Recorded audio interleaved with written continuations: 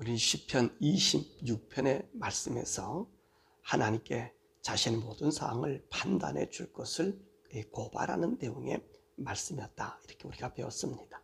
27편의 말씀은 여호와를 의지하는 믿음과 대적자들을 두려워하지 않는 오직 한 가지는 여호와 전에서 날마다 여호와를 바라보는 것이다, 그런 말씀이 시편 27편의 말씀입니다. 이 다윗은 오늘 이 시편 27편을 쓰면서 그가 모든 상황 속에서 담대할 수 있었던 것, 자신의 대적들에게 담대해질 수 있던 것이 무엇이냐라고 하면, 여호와는 나의 빛, 나의 구원이시며 나의 생명의 능력이시기 때문에 다윗은 어느 누구도 두려워하거나 무서워하지 않는다는 것입니다. 다윗의 담대함이 어디서 나왔다고요? 여호와 하나님에게서 나왔다는 것입니다.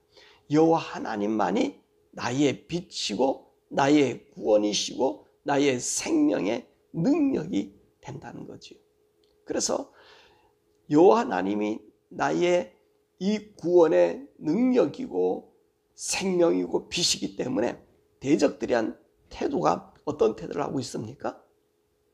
온 군대가 나를 해하려고 진치고 그리고 전쟁을 일으켜 칠지라도 나는 여전히 태어나다, 이 자신감이 생겨진다는 것이죠. 왜 그러지요? 하나님이 나의 구원이시기 때문에, 하나님이 나의 빛이시기 때문에, 나의 생명의 능력이기 때문에 어떤 적이 온다 할지라도 태어날 수 있다는 것입니다. 그런데 다윗이요, 여호와 하나님께 구하는 한 가지 소원이 있어요. 그 소원이 뭐냐 봤더니 여호와 전에 일평생 살면서 여호와 하나님을 바라는 것입니다. 다윗의 소원이 그거라는 거예요. 왜 이 다윗의 이 소원을 이렇게 갖고 있는 거지요? 그렇죠. 하나님이 나의 구원의 빛이요 생명의 빛이요 나의 구원의 능력이 되시기 때문에 오늘 자기가 여호와 장막 안에서 하나님을 바란다는 것입니다. 그러면 내가 여호와 장막에 있을 때 어떤 일이 있느냐? 내가 환난을 당할 때 하나님께서 나를 초막 속에 비밀히 지키시고 장막 은밀한 곳에 숨겨두시고 뿐만 아니라 나를 해할 수 없는 높은 바위에 두셔서 원수들로부터 승리의 계가를 부르게 하고 그리고 즐거운 제사로 하나님 앞에 드릴 수 있기 때문에 다윗이 하나님께 구하는 한 가지 소원은 뭐냐? 내가 주의 장막에 있기를 원합니다. 주의 집에 가기를 원합니다. 주의 존전에서 주의 얼굴을 보기를 원합니다 라고 간구하는 것입니다. 이렇게 하나님 앞에 승리를 줄 수 있는데 오늘 다윗은요, 하나님 앞에 이런 하나님을 내가 확신하지만 내가 하나님을 바라봄을 볼 때에 하나님께서는 자기를 버리거나 떠나지 말고 긍휼히 여겨주어서 원수들 앞에서 하나님이 나와 함께함과 그들의 대적을 이기는 것을 보게 하라는 것입니다. 그것이 뭐냐? 7절에서 14절에 이야기하잖아요. 하나님은 내가 부르짖을 때 긍휼히 여겨서 여호와께서 응답해 주시고 여호와 하나님께서 나의 얼굴을 찾으라 그럴 때 내가 그 하나님 얼굴을 찾고 그리고 구원의 하나님이 자신을 버리거나 떠나지 않기를 간구하고 있습니다. 그러면서 다윗은 뭐라 얘기합니까? 하나님은 나의 부모보다 더 나를 사랑하시는 분이다 라는 것을 10절에 얘기하잖아요. 부모는 나를 버릴지라도 여호와는 자신을 받아주신다는 것입니다. 그래서 나로 하여금 주님의 도를 가르쳐 주어서 원수들의 보는 앞에서 나를 안전한 길로 인도해 주셨어. 자신의 생명의 대적이나 위증자의 악을 토하는 자에게 내 생명을 그에게 던지지 말고 하나님이 보호해 주기를 원하는 것입니다. 그래서 그 결과 어떤 일을 나타내기를 원해요? 이 산자들 땅에서 여호와 하나님의 선하심을 확실하게 보여주고 그리고 여호와를 기다리는 나는 더욱더 강하고 담대하게 하나님을 기대하고 바라라. 그렇게 이 27편에서는 마무리하고 있습니다. 그러니까 이 다윗의 이 간구의 내용을, 이 주변의 내용을 보면 다윗이 두려워하는 것은 대적이 아니지요. 원수들이 아니란 말입니다. 다윗의 오늘 시편 27편에서 보는 여기서 자신을 감싸고 자신을 죽이려고 하는 대적이나 원수가 두려운 것 아니라 자기가 하나님 앞에 있을 때 하나님 존전에서 항상 볼 수 있는 그 소원이 더 크다는 것입니다. 그래서 자기 한 가지 소원이 뭐예요? 4절에 일평생 여호와의 집에 살면서 여호와를 바라보며 그 하나님의 성전에서 주님과 교통한다는 것입니다. 왜냐하면 이것이 복이에요. 이 다윗의 이 지혜로움이 바로 여기 있습니다. 우리는요, 하나님 앞에 구하면 우리의 당연지사를 바라고 소원해요. 근데 다윗은 그 포커스가 누구냐? 하나님과 함께 있느냐? 하나님의 얼굴에서 나의 삶이 빗나가는 것이냐? 보여지지 않느냐? 그것을 더 중점으로 두고 있다는 것입니다. 왜냐하면 요 하나님을 바라보면, 요 하나님 의지하면 하나님께서 내가 응답해 주시고, 또 하나님이 나를 부르실 때 내가 어떻게 하지요? 금방 그분께 응답할 수 있기 때문에 그렇다는 것입니다. 그렇죠. 또 다윗은 10절에서 말한 부모가 나를 버릴지라도 여호와는 나를 받아주신다. 이것은 이제 다윗이 경험했어요. 사실 다윗의 삶 경험 중에서 이제 사무엘을 통해서 하나님이 이새의 가문에 왕으로 기름 부는 받는 자가 있다라고 해서 기름 부러 갔을 때 다윗은 그 집에서 부모들로부터 왕감이 되지 않는다고 버려져서 목동으로 취급받던 꼬맹이였었습니다. 근데 하나님은 어떻게 하셨어요? 그 꼬맹이를 불러주셨잖아요. 그 꼬맹이를 지키셨잖아요. 뿐만 아니라 전쟁터에 나가서 골리앗과 싸움할 때 어린 다윗이 이길 수 있는 방법은 없지만 바로 하나님께서 그의 능력과 함께 해서 승리했다는 말이죠.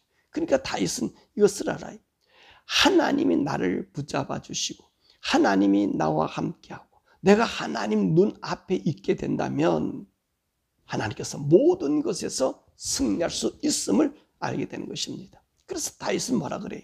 주의 도를 가르쳐 주어서 원수들이 보는 눈앞에서 그 안전한 길로 인도해 주고 내 생명을 대적하는 자들 그리고 위증자들 악을 토하는 자들에게 자신을 맡기지 말아달라는 거예요. 그들에게 던져지지 말라는 거예요. 그러니까 다윗은 항상 어떤 삶을 사는 거예요? 하나님 눈앞에 있는 삶. 그러니까 내가 항상 여호와 하나님 앞에 그 집에 거하는 거란 말씀이죠. 하나님 집에 거하면 누가 나를 지켜요?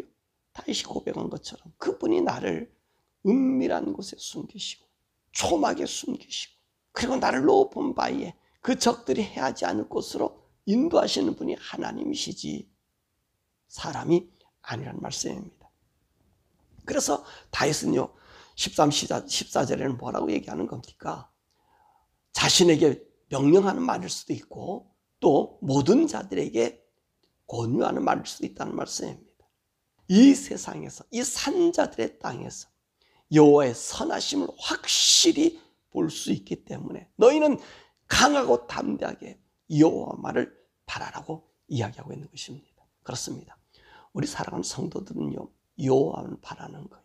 세상을 바라고 사람을 바라는 것이 아니라 여호와 하나님을 바라는 거예요. 우리 주님을 바라는 거예요. 이것이 승리의 비결입니다. 또 여호와를 바랄 때 우리 마음 자세가 어때지냐? 담대해진다는 것입니다. 사람을 바라면요 우리는요 마음이 흩어져요. 이 사람은 이 생각, 저 사람은 저 생각. 모든 사람의 생각은요 한 가지가 아니에요. 자기가 보고 느낀 대로 이야기하기 때문에 이 인류가 80억 되는 인구의 마음은요 80억 가지가 있다는 거예요. 종잡을 수가 없어요. 그들이 처한 환경이나 경험한 것이나 모든 것이 다 다르다는 말이에요. 그렇기 때문에 우리에게 도움을 준다든지 어떤 조언을 해준다는 것도 각양가지라서 우리의 마음을 정하기가 쉽지 않아요. 그러나 보세요.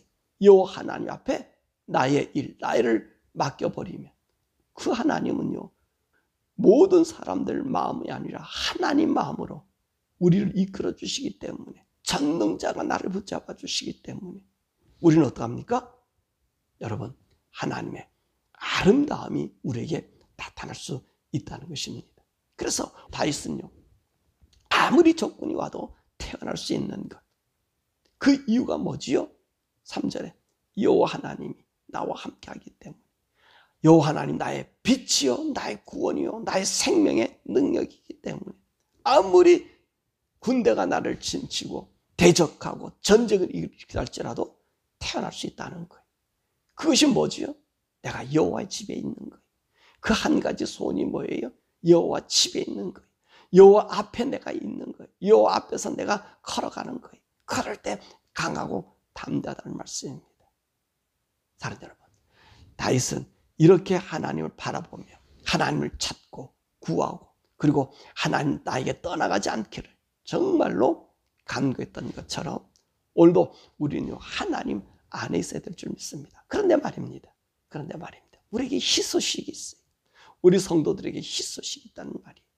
여러분, 저와 여러분들은요, 하나님의 성전 안에 있는 사실을 압니까? 아니, 여러분 속에 하나님의 성전이 품고져 있음을 압니까? 바로 우리 성도들은요, 하나님이 가는 성령님이 우리 가운데 우리에게 성전을 준 거예요. 다윗이 왜 이렇게 성전 짓기를 그렇게 고대했지요? 오늘 자기 고백처럼 하나님의 전에서 여호와 하나님 뵙기를 소원했던 거예요. 근데 보세요. 이제는 하나님께서 어떻게 하셨습니까? 이스라엘 사람들의 성전을 회파시켜 버렸어요. 그리고 그 성전을 어디에다가 주었습니까? 우리 심령에 주었어요. 우리 성도들 각자 심령에 주었단 말입니다.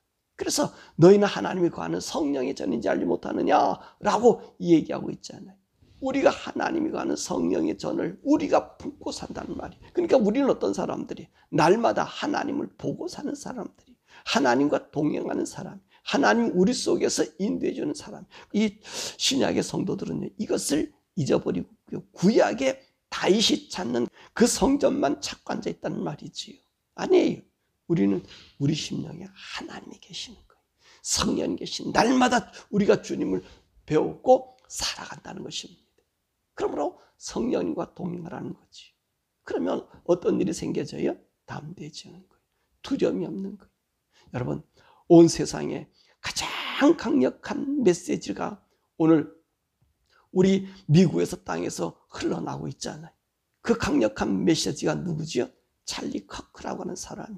찰리 커크는 젊은이에요. 31살. 인생 31살밖에 살지 못했어요. 그런데 그 사람이 주는 메시지는요, 어느 누구의 메시지와 버금갑니다. 지금의 그의 메시지는 그러잖아요. 그의 고백을 보면 뭔지 아세요? 신앙과 용기예요. 신앙이 있는 사람은 용기가 있다는 거예요.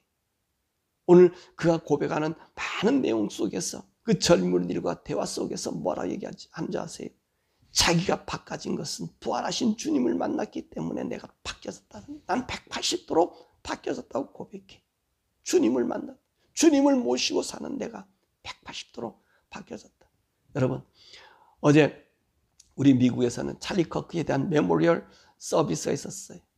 그래서 정치에 있는 트럼프 대통령으로부터 시작해서 모든 이 강요들, 그 사람들이 모여서 그 메모리얼, 그 찰리 커크에 대한 이야기를 서로 나누면서 고백하면서 그들의 신앙을 다짐하는 그런 일들을 보았어요. 근데 어제 정말 감동적인 연설이 하나 있었어요. 누구냐? 바로 찰리 커크의 부인인 에리카 커크입니다. 그가 자기 남편을 기리고 남편에 대한 얘기를 쭉 다 해가면서 자기의 사랑의 고백도 얘기해가면서 마지막에 이런 고백을 합니다. 바로 찰리 커크를 쏜 그 사람을 나는 용서합니다. 그럼 이 얘기를 해요. 찰리 커크를 쏜 그 아이를 나는 용서합니다. 만약에 찰리 커크라고 해도 지금 있다 해도 그를 용서했을 것입니다.